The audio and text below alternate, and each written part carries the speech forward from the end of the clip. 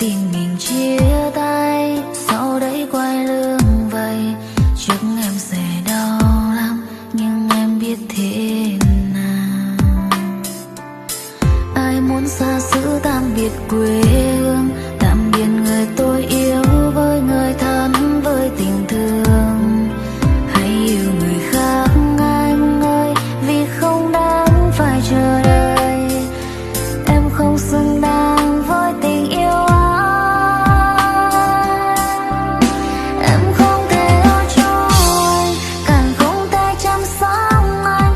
Tình yêu không thể nào lo cho cuộc sống hai đứa.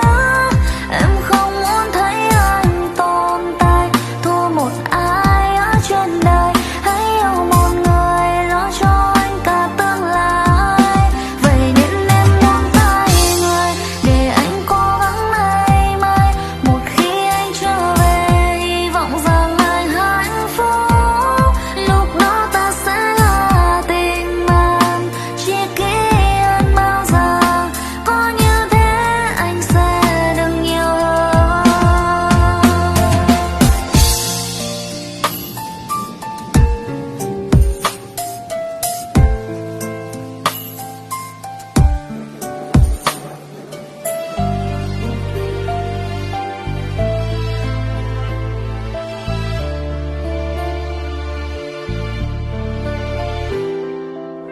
Tha thứ cho em nhé anh, chuyến bay sắp cất cánh rồi. Cái níu tay cũng quá vội, cho em lần cuối được nhìn thấy anh cười. Em xin lần cuối hay vì em không khóc. Em không thể lo cho anh, càng không thể chăm sóc anh. Tình yêu không thể nào lo cho cuộc sống hai đứa. Em không muốn thấy anh tồn tại, thua một ai ở trên đời.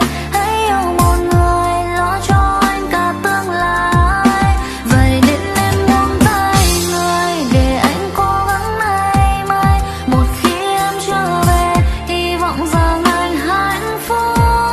Lúc đó ta sẽ là tình bạn, chia kỷ hơn bao giờ.